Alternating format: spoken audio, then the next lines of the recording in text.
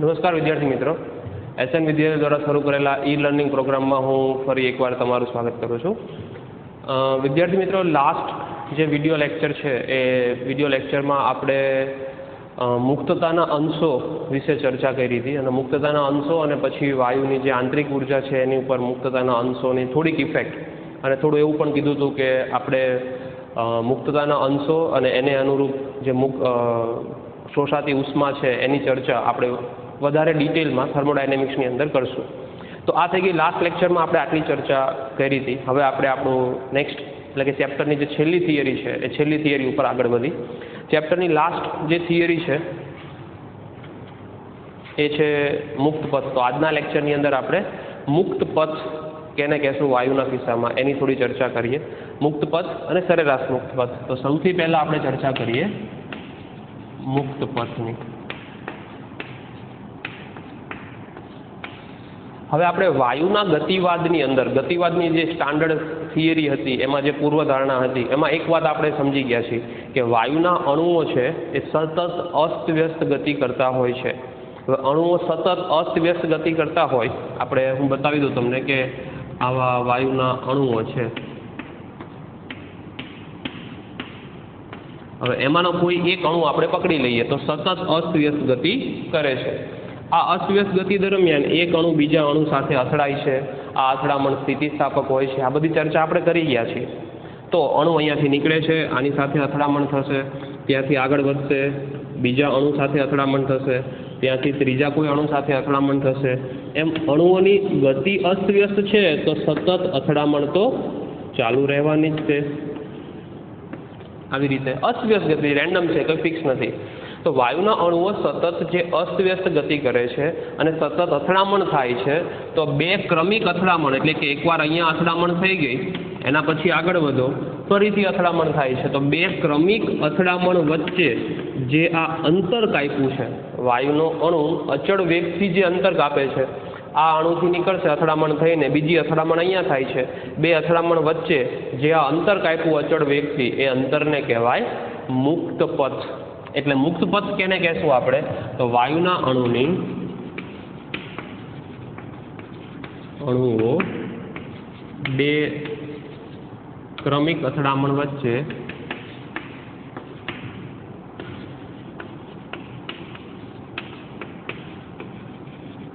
અચળ વેગથી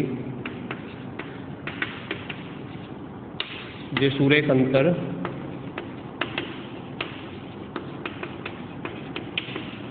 કાપે છે તેને મુક્ત પથ કહે છે. તો મુક્ત પથ કેને કીધો? ફ્રી પાથ જેને ઇંગ્લિશમાં કહેવાય છે. તો મુક્ત પથ કેને કીધો છે કે વાયુનો કોઈ એક અણુ છે એ અથડામણ અનુભવે, એકવાર અથડામણ થઈ ગયું ત્યાંથી આગળ વધો, બીજી વાર અથડામણ થાય છે. તો અહીંયા અથડામણ થઈ, અહીંયા અથડામણ થઈ, વચ્ચે જે અંતર કાપ્યું એને આપણે શું કહીએ છીએ? મુક્ત પથ. અહીંથી આગળ વધે છે, ફરીથી અહીંથી આટલું જે સ્ટ્રેટ ડિસ્ટન્સ કવર કરે છે એને આપણે કહીએ છીએ મુક્ત પથ.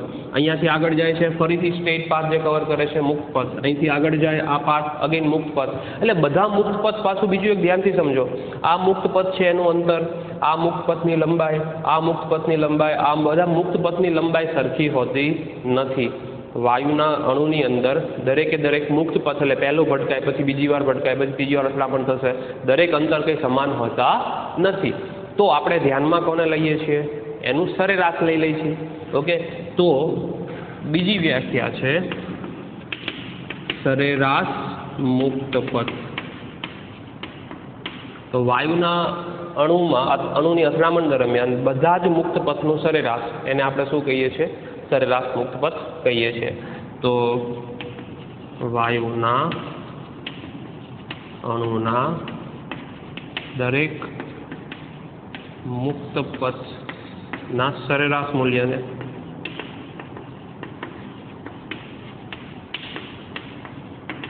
સરેરાશ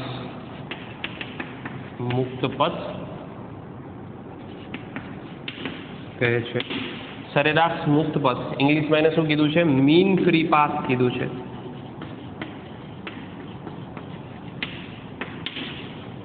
સો ફ્રી પાથ અને મીન ફ્રી પાથ, સરેરાશ મુક્ત પથ કેને કીધું કે આ બધા જ મુક્ત પથનું શું લેવાનું છે તમારે?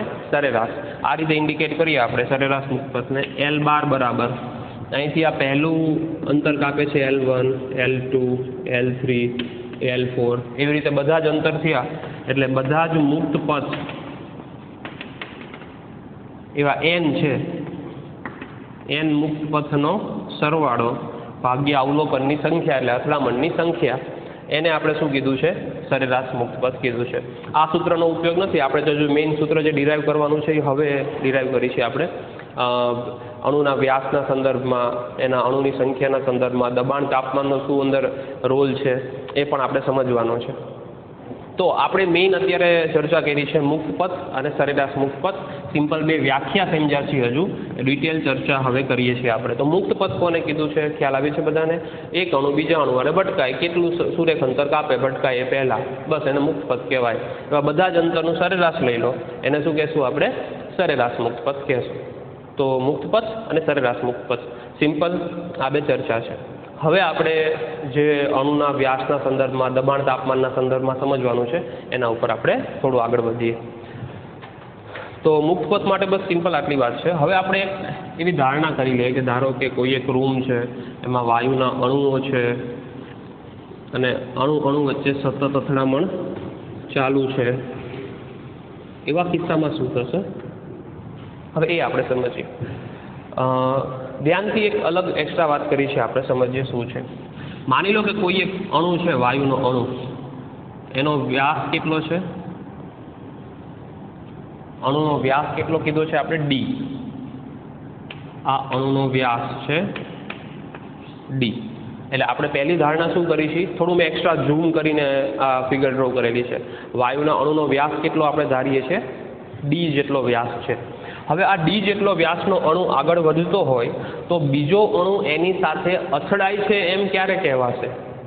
બીજો અણુ આ અણુ સાથે અથડાય છે એમ ક્યારે કહેવાય? તો કે બીજો અણુ છે એ પહેલા અણુના સંપર્કમાં આવે, એટલે કે તમે એવું કહી શકો કે બંનેના કેન્દ્ર વચ્ચેનું અંતર એના વ્યાસ જેટલું થઈ જાય.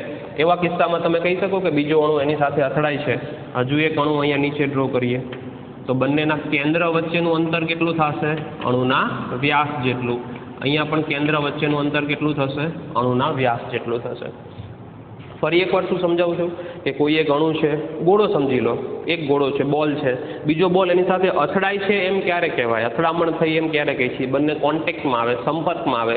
એને ટેકનિકલી તમારે સમજાવવું હોય તો બેયના કેન્દ્ર વચ્ચેનું અંતર અણુના વ્યાસ જેટલું થઈ જાય છે. એવા કિસ્સામાં આપણે અથડામણ થઈ છે એમ કહેવાય. એનાથી જો અંતર મોટું હશે તો અથડામણ થતી નથી. બરોબર છે? આ ધ્યાનથી સમજજો. તો અથડામણ ક્યારે થઈ કહેવાશે?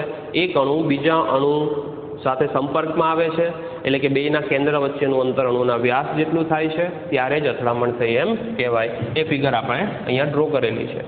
હવે આપણે થોડું વધારે આમાં સમજીએ. માની લો કે આખો એક રૂમ છે, એ રૂમ અહીંથી આ અંતરની જરૂર નથી. ચલો, આ વચ્ચેનું અણુ છે ને એમ આગળ ગતિ કરે છે. કેટલા વેગથી ગતિ કરે છે? તો કે એનો સરેરાશ વેગ તમે V બાર સમજી લો. ચલો, તો એ સમજવા માટે આપણે એક્ઝેક્ટ શું સમજવાનું છે? ધ્યાન, એક એઝમ્પશન લેવાનું છે કે રૂમ છે, આખો રૂમ છે. રૂમમાં આવા આખા ઘણા બધા બોલ ભરેલા છે. માની લો કે આખો રૂમ છે સ્માઇલી બોલનો ભરેલો છે. બધા મગજમાં સ્માઇલી બોલ છે, બોલ સ્પંજ જેવો બોલ આવે છે. તો માની લો કે આખા રૂમની અંદર સ્માઇલી બોલ ભરેલો છે. હવે વચ્ચેથી સ્માઇલી બોલમાં વચ્ચેથી એક બીજો બોલ ગતિ કરતો આગળ આવે છે. એક બોલ આમ ગતિ કરતા બહાર નીકળે છે. તો આજુબાજુમાં બીજા સ્માઇલી બોલ પડેલા છે, બધા એની સાથે ભટકાવાના છે. કયા બોલ અથડાના છે એમ કહેવાય? કે બેયના કેન્દ્ર વચ્ચેનું અંતર કેટલું થાય? વ્યાસ જેટલું થાય. એ જ સ્માઇલી બોલ એની સાથે અથડાય છે એમ કહેવાય. એટલે કે હું આવું કહી શકું કે અહીંયાથી આટલો એક સિલિન્ડ્રિકલ શેપ લઈ લઉં, નળાકાર શેપ છે. હવે આ વચ્ચેવાળો બોલ તો આમ સીધી ગતિ કરે છે. બીજો એક બોલ અહીંયા રાખી દઉં, એક બોલ અહીંયા રાખી દઉં, તો આ જેટલા પણ બોલ છે જે આ સિલિન્ડરની અંદર છે, નળાકારની અંદર છે, એનું કેન્દ્ર અહીંયા છે, આનું કેન્દ્ર અહીંયા છે, આ બધા બોલ છે એ ફરજિયાત આ વચ્ચેવાળા બોલ સાથે અથડાશે, ફરજિયાત અથડાશે. ઓકે, ફરજિયાત અથડાશે. માની લો કે આ બોલ ગતિ કરતાં કરતાં અહીંયા પહોંચી ગયો, અથડામણ થઈ, આગળ વધશે તો આની સાથે પણ અથડામણ થશે, હજુ આગળ વધશે તો એની સાથે પણ અથડામણ થશે. પણ આવા બોલની અથડામણ થશે કે નહીં વિચારીને આપણે કહીએ કે માનો કોઈ બોલ આવો છે, આ નળાકાર માટે એક બોલ આવી સિચ્યુએશનમાં છે, તો આ બોલ છે એ વચ્ચે ગતિ કરતા બોલ સાથે એટલે કે અણુ સાથે અથડાશે નહીં. તો હવે હું એવું કહી શકું કે આ નળાકારની અંદર જેટલા પણ બોલ છે એટલે કે જેટલા પણ અણુ છે, વાયુના અણુઓ છે, જેટલા પણ અણુઓ નળાકારની અંદર છે, બધા અણુઓની આ વચ્ચે ગતિ કરતા અણુ સાથે ફરજિયાત અથડામણ થશે જ, એમ કહેવાય, થશે જ, ફરજિયાત થશે. અને આવા અણુ છે જે નળાકારની બહાર છે એવા અણુની આ ગતિ કરતા અણુ સાથે કોઈ અથડામણ થવાની નથી. થોડું ધ્યાનથી શાંતિથી વિચારજો. મેં તમને જે શબ્દો કીધા છે ખાસ સમજજો. શું કીધું છે ફરી એકવાર જોઈએ. એક અણુ વચ્ચે આમ ગતિ કરે છે, આજુબાજુમાં બીજા અણુઓ આવી રીતે રાખેલા એટલે પડ્યા છે, રૂમની અંદર અણુઓ હાજર છે. આ અણુ વચ્ચેથી આમ ગતિ કરશે તો એની સાથે સંપર્કમાં આવતા આ બધા બોલની અથડામણ થઈ એમ કહેવાય. એટલે કે એ બધાના કેન્દ્ર છે આ નળાકારની અંદર છે, એ બધા જ અણુઓ નળાકારની અંદર કહેવાય. અને નળાકારની અંદર જેટલા પણ અણુઓ છે એ બધાની અથડામણ ફરજિયાત આ બોલ સાથે થવાની છે. આવા બહાર રહેલા અણુ એની અથડામણ સેન્ટરમાં ગતિ કરતા અણુ સાથે થવાની નથી. તો આપણે એવા અણુને ધ્યાનમાં લેતા નથી. આપણે તો અથડામણ કેટલા અણુ અથડાય છે એની ગણતરી કરીએ છીએ. બરોબર છે. તો પહેલાં આટલી વાત મગજમાં બેસે છે તો એ જે નળાકાર આપણે ધારીએ છીએ એનો વ્યાસ કેટલો થશે, એની ત્રિજ્યા કેટલી થશે, ચલો આપણે કહીએ તો કે કેન્દ્રથી કેન્દ્ર અંતર, આ કેન્દ્રથી કેન્દ્ર અંતર કેટલું કીધું આપણે, ડી જેટલું. આ અંતર પણ કેટલું થશે, ડી. એટલે નળાકારની ત્રિજ્યા કેટલી થશે, ડી જેટલી થશે. એનો વ્યાસ થશે 2D. એટલે 2D વ્યાસનો નળાકાર ધારી લો. એ નળાકારની અંદર જેટલા પણ અણુઓ છે બધા જ અણુ આ ડી વ્યાસનો અણુ ગતિ કરશે એની સાથે અથડાશે, ફરજિયાત અથડામણ થશે. એની બહાર રહેલા અણુઓની અથડામણ એ વચ્ચેવાળા જે ગતિ કરતા અણુ છે એની સાથે થવાની નથી. તો એક્ઝેક્ટ કથા વાર્તા મેં તમને પીડીએફમાં મોકલેલા પ્રશ્નો છે એમાં ડિટેલ લખેલું છે. બહુ ડિટેલ કથા વાર્તા લખતો નથી, સિમ્પલ મેથેમેટિકલ સ્ટેપ છે લખું છું. તો આપણે આવું કહી શકીએ, જે નળાકાર માટેની ધારણા કરેલી છે એ ધારણા મુજબ વી બાર જેટલા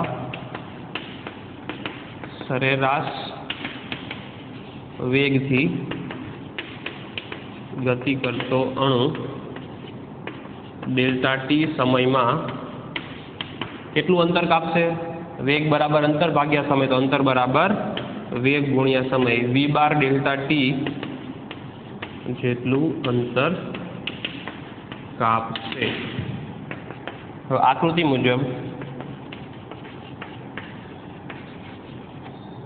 નળાકારનું કદ પાઈ આર સ્ક્વેર એચ, બધાને સૂત્ર ખબર છે નળાકારના કદ માટે, વી બરાબર પાઈ આર સ્ક્વેર એચ. પાઈ અહીંયા નળાકાર માટે ત્રિજ્યા કેટલી છે, સ્મોલ ડી જેટલી ત્રિજ્યા છે એટલે પાઈ ડી સ્ક્વેર. અને એચ એટલે નળાકાર માટે કાપેલું અંતર કેટલું છે તો કે અહીંથી આટલું અંતર હમણાં જ આપણે કીધું વી બાર ડેલ્ટા ટી જેટલું છે. તો કાપેલું અંતર વી બાર ડેલ્ટા ટી, કદ કેટલું થશે, પાઈ ડી સ્ક્વેર વી બાર ડેલ્ટા ટી. તો આકૃતિ મુજબ પાઈ ડી સ્ક્વેર વી બાર ડેલ્ટા ટી કદમાં રહેલા, આકૃતિ મુજબ પાઈ ડી સ્ક્વેર, હવે આટલું અંતર કાપે છે તો આટલા કદમાં રહેલા અણુઓ વચ્ચે ગતિ કરતા અણુ સાથે અથડાશે.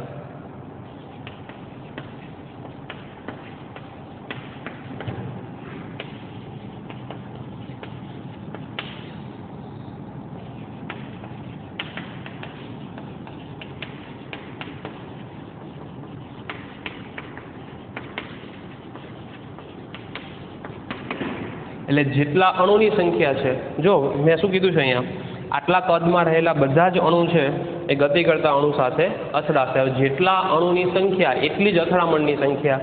કદની નળાકારની અંદર 10 અણુ છે તો અથડામણની સંખ્યા પણ કેટલી હોય, 10. જેટલા અણુની સંખ્યા એટલા અથડામણની સંખ્યા. કેટલો સમયની ધારણા કરી છે તમે, ડેલ્ટા ટી, તો અથડામણ તમને કેટલા મળશે, ડેલ્ટા ટી સમયમાં થતા અથડામણ મળશે. હવે કદ આપણી પાસે છે તો આવું હું કહી શકું, ધારો કે ડેલ્ટા ટી સમયમાં એકમ કદમાં આપણે પહેલાં ધારણા કરી લઈએ, એકમ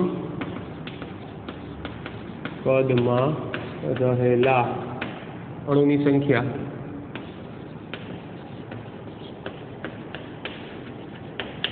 સ્મોલ n છે.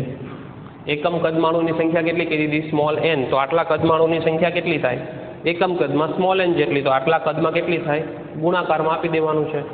તો ડેલ્ટા ટી આપણે પેલા કદમાં રહેલા અણુની સંખ્યા નળાકારમાં રહેલા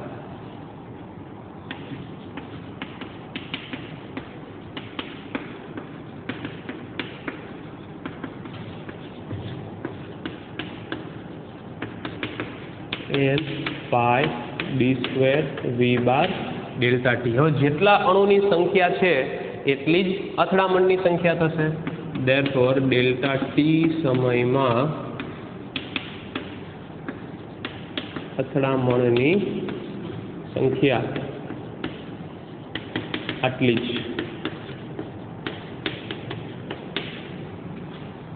ફરીથી કહું છું, ડેલ્ટા ટી સમયમાં આ જે નળાકાર કવર થયું એ નળાકારની અંદર જેટલા અણુ છે એ બધા અણુ આની સાથે અથડાશે. એટલે અથડામણની સંખ્યા ગોતવા માટેની એક આપણી ટ્રીક થઈ. નળાકાર આકાર, રૂમનો આકાર નળાકાર નથી. સમજવા માટે આપણે એવો આકાર ધ્યાનમાં લીધો છે કે એ ડેલ્ટા ટી સમયમાં નળાકાર કેટલું કવર કરે છે કદ.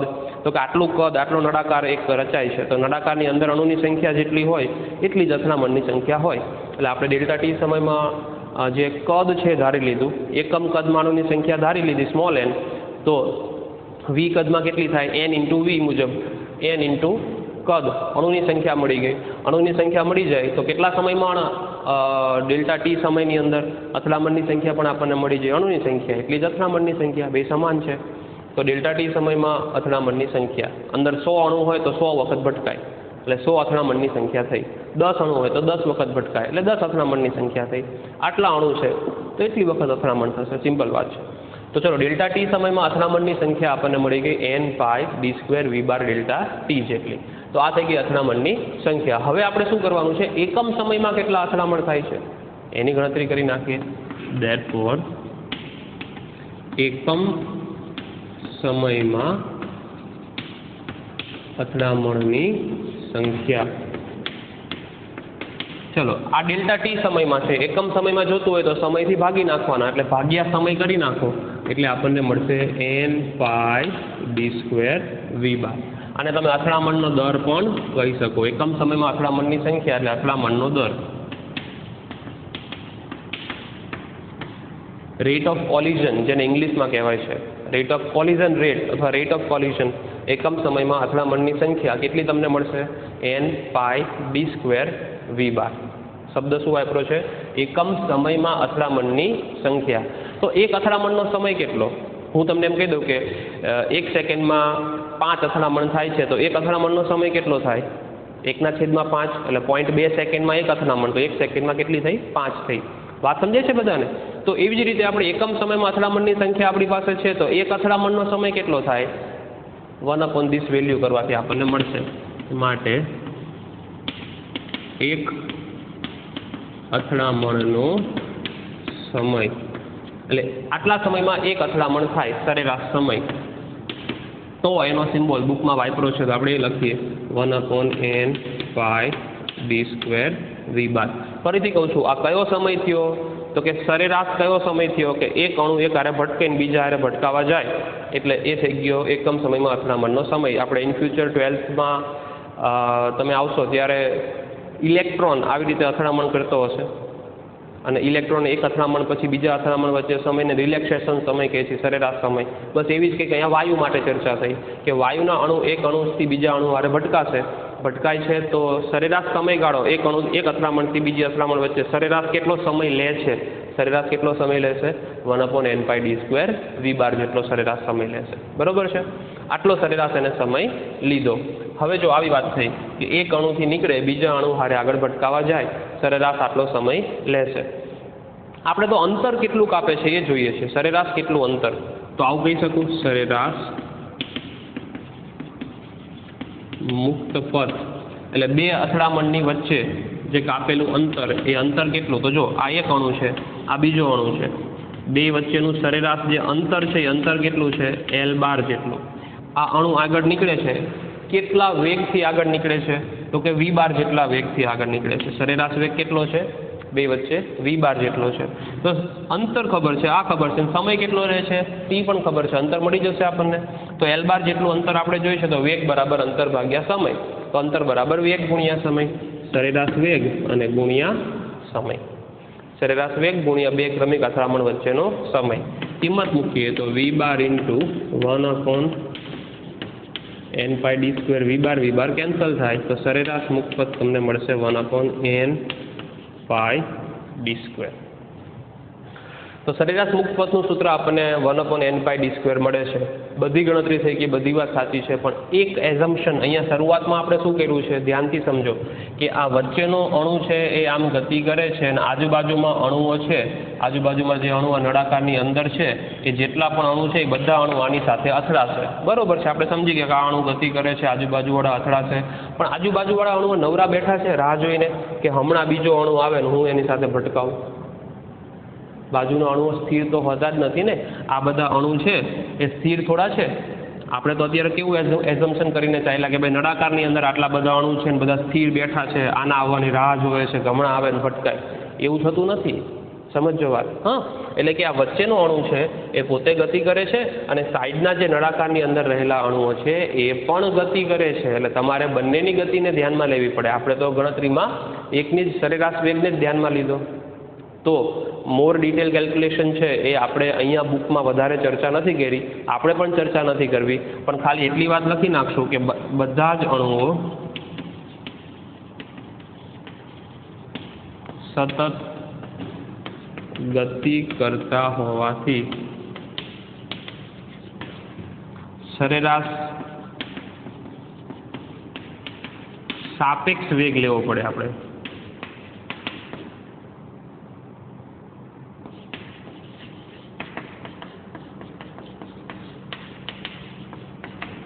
સરેરાશ મુક્ત પદ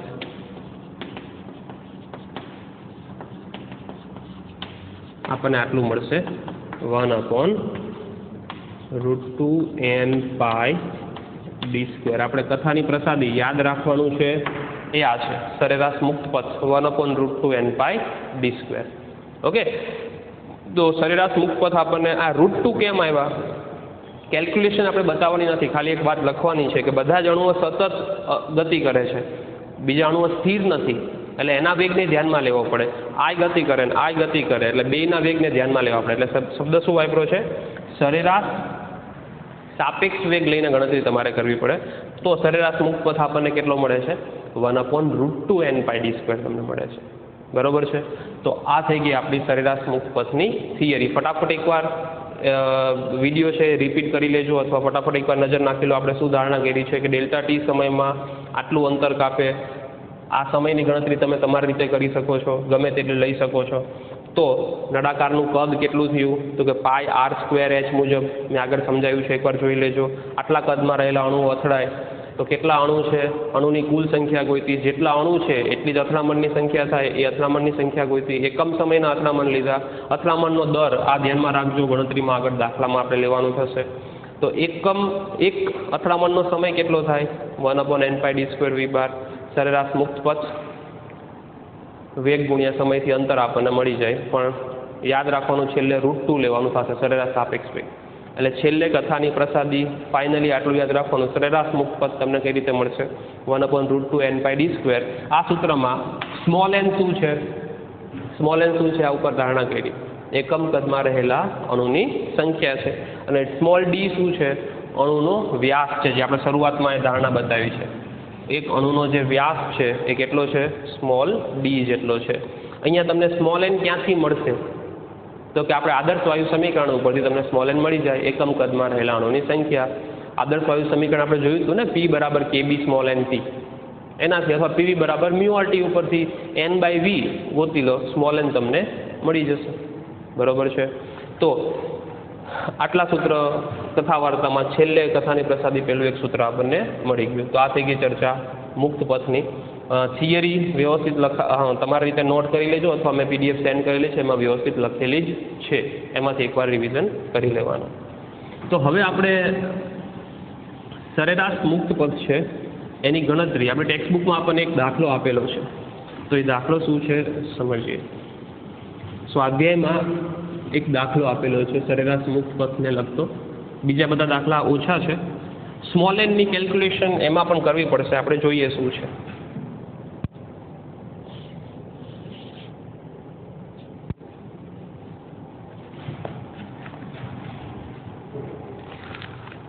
સ્વાધ્યાયમાં દાખલા નંબર 13.10. સ્વાધ્યાય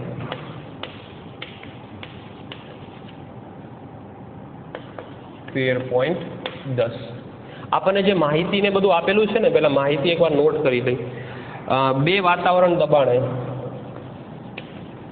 દબાણ P તમને આપ્યું 2 atm, એટલે 2 into 1.01 into 10⁵, એટલે 2.02 ગુણ્યા 10⁵ પાસ્કલ દબાણ આપી દીધું છે. 17°C તાપમાન કેલ્વિનમાં ફેરવવું પડશે. 17°C પ્લસ 273 કરો એટલે 290 કેલ્વિન થઈ જશે. પછી શું કીધું છે? નાઇટ્રોજન ધરાવતા વાયુ પાત્રમાં નાઇટ્રોજન અણુ માટે સરેરાશ મુક્ત પથ જોઈએ છે, અથડામણનો દર પણ જોઈએ છે. એટલે કે અથડામણનો દર એટલે દર સેકન્ડે કેટલા અથડામણ થાય છે, અથડામણની આવૃત્તિ કેટલી છે એ આપણે જોઈએ છે. નાઇટ્રોજન અણુ માટે ત્રિજ્યા આપી છે, ત્રિજ્યા 1 એંગસ્ટ્રોમ. પણ તમને ખબર છે આપણે ત્રિજ્યાની જરૂર નથી પડતી, આપણે સૂત્ર મુજબ વ્યાસની જરૂર પડે છે. તો આપણે અણુનો વ્યાસ 2 ગુણ્યા ત્રિજ્યા એટલે 2 એંગસ્ટ્રોમ થશે, એટલે 2 ગુણ્યા 10⁻10 મીટર. આ થઈ ગયો વ્યાસ. હવે શું કીધું છે? અથડામણનો પછી આગળ શું કીધું છે? અથડામણના સમયને અણુની બે ક્રમિક અથડામણ વચ્ચેના સમય સાથે સરખાવો. આપણે હમણાં ડિટેલ સમજાવું શું છે. નાઇટ્રોજન અણુ માટે અણુભાર આપ્યો છે આપણને 28 ગ્રામ પ્રતિ મોલ. કિંમત મૂકતી વખતે તમારે કિલોગ્રામમાં કન્વર્ટ કરવું પડે, એટલે 28 ગુણ્યા 10⁻³ કિલોગ્રામ પ્રતિ મોલ થશે. ગ્રામમાંથી આપણે કિલોગ્રામમાં ગયા એટલે આપણે 1000 વડે ભાગી નાખશું, કિલોગ્રામમાં આપણને મળી જશે. તો આ થઈ ગયો અણુભાર. હવે આપણે કેટલી કિંમત સૌથી પહેલાં જોઈએ છે? સૌથી પહેલાં આપણે જોઈએ છે મુક્ત પથ. મુક્ત પથ જોઈએ છે એટલે 1/√2n πd². હવે L બારની કેલ્ક્યુલેશન કરવી હોય તો તમારે સૌથી પહેલાં સ્મોલ એનની ગણતરી કરવી પડશે. સ્મોલ એનની ગણતરી કરવી પડશે. આ પહેલી કેલ્ક્યુલેશનની વાત થઈ. વ્યાસ તો આપણી પાસે છે એટલે તમને મુક્ત પથ મળી જશે. પહેલી વાત થઈ. પછી શું જોઈએ છે આપણે? અથડામણનો દર. એટલે આપણે અથડામણના દરની કેલ્ક્યુલેશન કરવાની, એટલે કે અથડામણની આવૃત્તિ. આપણે હમણાં જ થિયરીમાં એક ચર્ચા કરી ગયા કે અથડામણની આવૃત્તિ કેટલી આપણને મળશે, પ્રતિ સેકન્ડે અથડામણ કેટલા થાય છે. તો અથડામણની આવૃત્તિ માટે હમણાં આપણે સમય અને સમય ઉપરથી એનો વ્યસ્ત લઈને ગણતરી કરતા સમજાવું શું છે ડિટેલમાં ચર્ચા. પહેલાં આપણે આ એક L બાર ગોતી લઈ, પછીની ચર્ચા થોડી અલગ રીતે ગણતરી કરવાની છે. આપણે જોઈએ કઈ રીતે છે. પહેલાં સ્મોલ એનની ગણતરી કરી નાખીએ. આપણે મુક્ત પથ શોધવા માટે આપણે એની જરૂર પડશે. ચલો સ્મોલ એનની કેલ્ક્યુલેશન આપણે કરી નાખીએ. સ્મોલ એન ક્યાંથી મળશે? બે રીતે આદર્શ વાયુ સમીકરણ છે ત્યાંથી તમે શોધી શકો છો. તો કે PV બરાબર μRT ઉપરથી પણ મળે, અથવા PV બરાબર KBNT થી પણ મળી જાય. કોઈ પણ સૂત્ર વાપરો ચાલે. મ્યુની જગ્યાએ તમે મૂકી દો N/NaRT. N/V ને કરતા બનાવો P ગુણ્યા NaRT. હવે સમજાય છે ને કે સરેરાશ મુક્ત પથની અંદર દબાણ અને તાપમાન પણ અફેક્ટ કરે છે. જો દબાણ અને તાપમાન છે એ એકમ કદમાં રહેલા અણુની સંખ્યા એ તમને આપે છે. એટલે સ્મોલ n બરાબર N/V. કિંમત મૂકી દઈએ આપણે 2.02 ગુણ્યા 10⁵ એવોગેડ્રો આંક 6.02 ગુણ્યા 10⁻23 R 8.314 અને તાપમાન 290. સ્મોલ એનની કેલ્ક્યુલેશન. ચલો ગણતરી મેં થોડી પહેલેથી કરીને રાખેલી છે, તો હું તમને ગણતરી કેલ્ક્યુલેટર મુજબ તમારે શું કરવાનું છે? 2.02 ગુણ્યા 6.02 ભાગ્યા 8.314 ભાગ્યા 290. ગણતરી આપણે કરશું એટલે જવાબ કંઈક આવો આવે છે 23 ને 5 28 0.00504. આવું કંઈક આવતું હશે, જોઈ લેજો. અને 10^28. એટલે સ્મોલ એનની કિંમત તમને કેટલી મળશે? 5.04 ગુણ્યા 10^28. જમણી બાજુ જશે એટલે 3 ઘાત આપણે માઇનસ કરીએ, 25 ઘાત તમને મળશે પ્રતિ મીટર ઘન. આ તમને શું મળ્યું? એકમ કદમાં રહેલા અણુની સંખ્યા તમને મળી. હજુ તો આપણે સ્મોલ એન મળે છે, આપણે તો શું શોધવાનું છે? સરેરાશ મુક્ત પદ જોઈએ છે. તો સરેરાશ મુક્ત પદ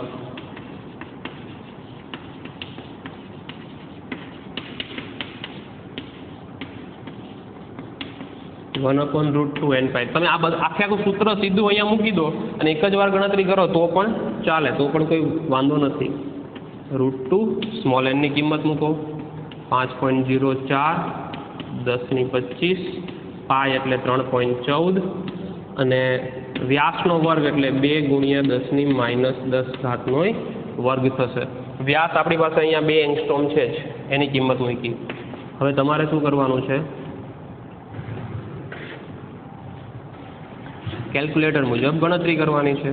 1/√2 5.04 3.14 2નો વર્ગ છે, વર્ગ કરવાનું ભૂલતા નહીં એટલે 4 આવશે. બધાની કેલ્ક્યુલેશન કરશો એટલે આવો કંઈક જવાબ કેલ્ક્યુલેટર મુજબ આવશે 0.011 10^-20 અને 25 એટલે છેદમાં વધે 5 ઉપર જાય એટલે -5 આવી કંઈક ગણતરી આવશે. એટલે કે L બાર છેલ્લે તમને કેટલો મળશે? 1.1. જમણી બાજુ આપણે 2 પોઈન્ટ શિફ્ટ કરી નાખીએ તો આપણને છેલ્લે જવાબ મળશે 1.1 ગુણ્યા 10^-7 મીટર. આપણો પહેલો જવાબ આવી ગયો સરેરાશ મુક્ત પદ. પહેલી કેલ્ક્યુલેશન, પહેલો આપણો જવાબ આવી ગયો 1.1 ગુણ્યા 10^-7 મીટર. હવે આપણે બીજો પ્રશ્ન શું કીધો છે?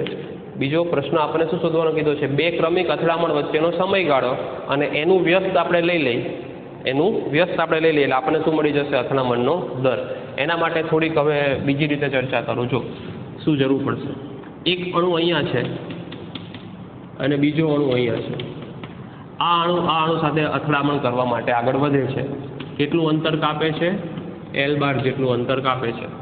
હવે એક અણુ બીજા અણુ સાથે અથડામણ કરવા આગળ વધે છે. આપણે થિયરી જ્યારે સમજ્યા છીએ ત્યારે થિયરીમાં ચર્ચા શું કહેતા હતા? કે સરેરાશ વેગ લઈને ગણતરી કરી હતી અને થિયરીના એન્ડમાં આપણે એક ફેરફાર કર્યો હતો. શું કીધું હતું? કે સરેરાશ સાપેક્ષ વેગ લઈને ગણતરી કરવી પડે. આપણે શરૂઆતમાં સ્ટાર્ટિંગમાં RMS વેગની કંઈક ચર્ચા કરી હતી કે એક અણુ છે એ અણુની રૂમની અંદર જે ગતિ છે, સ્વતંત્ર ગતિ થતી હોય છે, અથવા દોડાદોડી થતી હોય છે, દબાણ ઉત્પન્ન કરે છે, એની પાછળ અસરકારક જે વેગ છે, દબાણને બધું ઉત્પન્ન કરવા માટે, અથડામણ માટે, બધા માટે વેગની જે અસરકારકતા છે એ કયો વેગ આપણને આપે છે? એ તો આપણને RMS વેગ આપે છે. એટલે આ કિસ્સામાં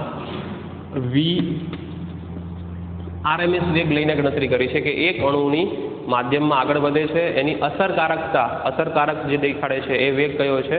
એ VRMS છે. તો RMS વેગ લીધો આપણે. તો આ અણુ સાથે L બાર જેટલું અંતર કાપે, સરેરાશ મુક્ત પથ જેટલું અંતર કાપે. કેટલો સમય લેશે? એને એક અથડામણનો સમય કહે છે. તો એક અથડામણનો સમય કેટલો તમને મળશે? તો એક અથડામણનો સમય, એના માટે તમારે VRMSની ગણતરી કરવી પડશે. કરીએ આપણે ગણતરી પછી.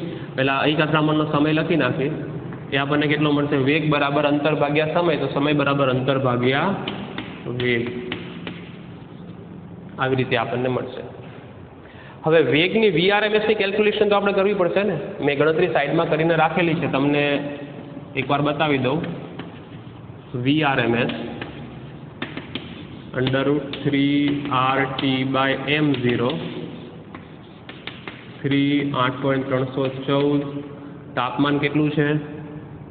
290 અને છેદમાં m0 એટલે 28 ગ્રામને કિલોગ્રામમાં ફેરવજો. જવાબ જે આવે છે, જવાબ હું તમને પહેલેથી મારી પાસે છે, ગણતરી મેં કરેલી છે. 5.08 ગુણ્યા 10^2 એટલે 5.1 લગભગ કહી શકો ગુણ્યા 10^2 મીટર પ્રતિ સેકન્ડ. આ VRMSની કિંમત આવે છે. ઉપર મૂકી દઈએ માટે અથડામણનો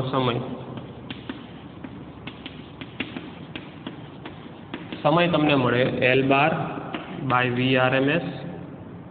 એના ઉપરથી L બાર છે 1.1 ગુણ્યા 10^-7 છેદમાં 5.1 ગુણ્યા 10^+2.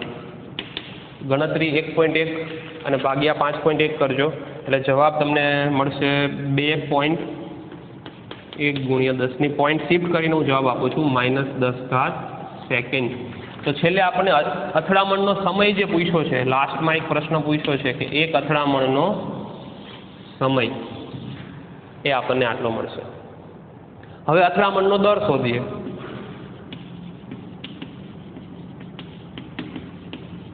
એટલે 1/1 અથડામણનો સમય એનું વ્યસ્ત આવી જાય. એટલે હકીકતમાં સૂત્ર આવી રીતે આવશે VRMS / L બાર. આનું તમારે શું લેવાનું છે? વ્યસ્ત. ઊંધું આવશે 5.1 × 10⁻², 1.1 × 10⁻7. ગણતરી કરશું એટલે આપણને અથડામણનો દર મળશે 4.6 × 10⁹ પ્રતિ સેકન્ડ. દર સેકન્ડે આટલી અથડામણ થાય. આ પણ આપણો પ્રશ્ન પૂછેલો છે.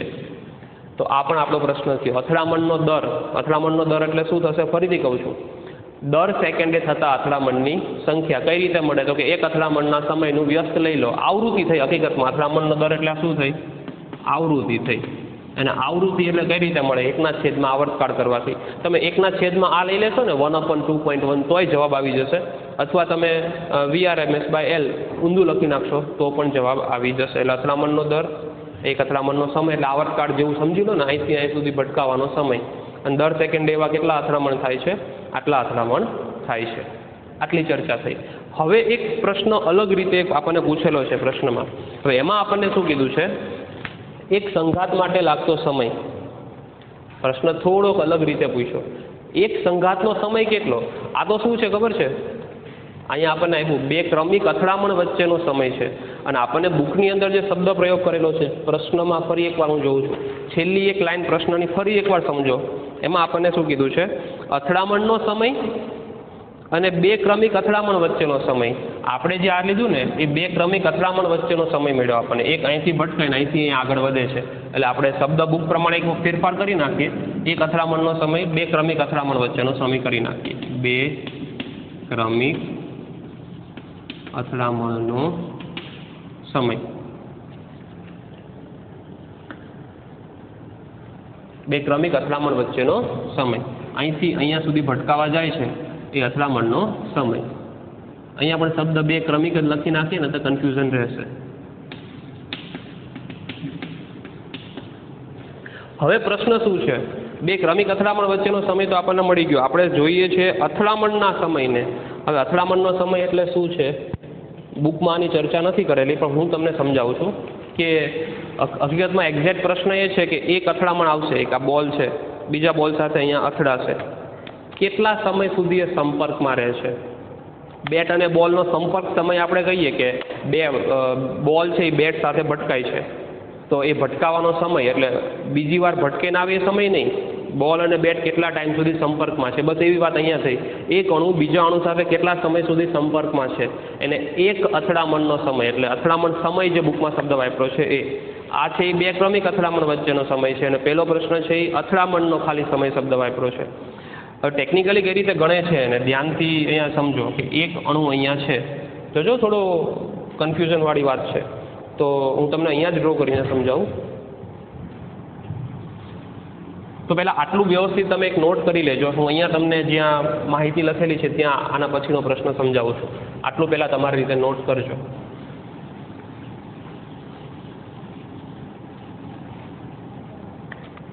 એક અણુ અહીંયા છે, હવે બીજો અણુ અહીંયા છે અને આ અણુની સાથે અથડામણ કરવા માટે આગળ વધે છે. તો કેટલું અંતરને આપણે અથડામણનો સમય કહીએ છીએ? તો આપણે એવું કહીએ છીએ કે આ અણુ અહીંયાથી અથડામણની શરૂઆત થઈ ગઈ કહેવાય, અહીંયા પહોંચે એટલે એને અથડામણ પૂરી થઈ એમ કહેવાય. એટલે અથડામણની શરૂઆત ક્યાંથી થઈ? આ અણુ અહીંયા પહોંચે આવી રીતે, આ અથડામણની શરૂઆત થઈ અને અહીંયા પહોંચે અણુ એટલે અથડામણ પૂરું થયું. એટલે કે કેટલું અંતર કાપ્યું? D જેટલું અંતર કાપે છે. ફરીથી થોડું અલગ વસ્તુ છે, ટેક્સ્ટ બુકમાં આની વ્યવસ્થિત કેલ્ક્યુલેશન નથી. અથડામણની શરૂઆત અહીંથી થઈ, આ છેડેથી અથડામણની શરૂઆત થઈ, આટલે અંતર કાપીને અણુ નીકળી જાય આગળ એટલે અથડામણ આની આ બેની અથડામણ અહીંયા અથડામણ પૂરી થઈ. એટલે એક અથડામણ દરમિયાન કેટલું અંતર કાપ્યું? સ્મોલ d જેટલું. તો અથડામણના સમય તરીકે કોને લઈ છીએ આપણે? કે d જેટલું અંતર કાપવા માટે લાગતો સમય. એટલે કે અથડામણનો સમય કેટલો રહીએ છે, કેટલું અંતર કાપવાનો સમય કીધો આપણે, ડી જેટલું, અણુના વ્યાસ જેટલું અંતર છે એ અથડામણના સમય તરીકે લેવામાં આવે છે. તો અથડામણના સમય તરીકે આપણે વેગ બરાબર અંતર ભાગ્યા સમય, તો સમય બરાબર અંતર ભાગ્યા વેગ લઈને લઈએ છીએ. સ્મોલ ડી ની વેલ્યુ કેટલી મૂકીએ, 2 એંગસ્ટ્રોમ વ્યાસ આપેલો છે આપણને -10, અને VRMS તરીકે આપણે કેટલા લખ્યા છે 5.1 ગુણ્યા 10^2. આ ગણતરી આપણે લખેલી છે મેં, કેટલી જવાબ આવે છે આપણને 0.39 × 10⁻12, એટલે કે 3.9, લગભગ 4 લઈ શકો, ચલો 10⁻13 સેકન્ડ આવશે. આટલા સમયમાં એક અથડામણ એટલે સંપર્કમાંથી આવ્યો અને સંપર્કમાંથી નીકળી ગયો, આટલા સમયમાં આને કહેવાય અથડામણનો સમય. આને કહેવાય બે અહીંથી નીકળીને આ ભટકાઈને આ ફરીથી ભટકાવા જાય એ સમય આ, અને એકવાર ભટકાય છે તો કેટલા સમય સુધી સંપર્કમાં રહે છે એ સમય આ. એક અણુ બીજો અણુ સાથે કેટલા સમય સુધી સંપર્કમાં રહી શકે, કેટલા સમય સુધી સંપર્કમાં કહેવાય, એને અથડામણનો સમય કીધો એ આટલો થયો, અને બે ક્રમિક અથડામણ વચ્ચેનો સમય આટલો થયો. બરાબર છે, બે અલગ અલગ સમજો. હવે એક સમય બીજા સમય કરતાં કેટલા ગણો થયો તો અંદાજે આપણને મળે છે આ 10⁻13 સ્વરૂપમાં છે, અને બે ક્રમિક અથડામણ વચ્ચે સમય કેટલો છે 10⁻10 ક્રમમાં છે, એટલે એટલો થોડો ફેરફાર આવશે. બેના ગુણોત્તરથી આપણને માહિતી મળી જશે. તો આપણને એ પણ ગોતવાનું પ્રશ્નમાં કીધું છે, અથડામણનો સમય અને બે ક્રમિક અથડામણ વચ્ચેનો સમય, બે સમય આપણને મળી ગયા. બેનો ગુણોત્તર એક લઈ લઈએ તો આપણને કંઈક જવાબ અલગ મળશે. જોઈ લઈએ કેટલો ગુણોત્તર મળે છે આપણને. બે ક્રમિક અથડામણ વચ્ચેનો સમય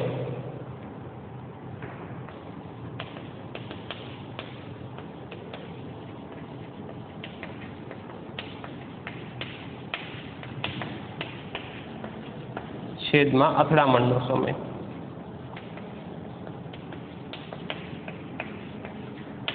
બે ક્રમિક છે એ 2.1 ગુણ્યા 10⁻10 અને છેદમાં આ છે 3.9 ગુણ્યા 10⁻13. તમે 2.1 ભાગ્યા 3.9 ગણતરી કરીએ, આપણે અંદાજિત કેલ્ક્યુલેશન કરીએ એટલે આપણને 538 અંદાજે મળે છે, અને 10⁻3 538 મળ્યું. 538 એટલે શું થયું, એક સમય બીજા સમય કરતાં લગભગ 538 ગણો છે. આમ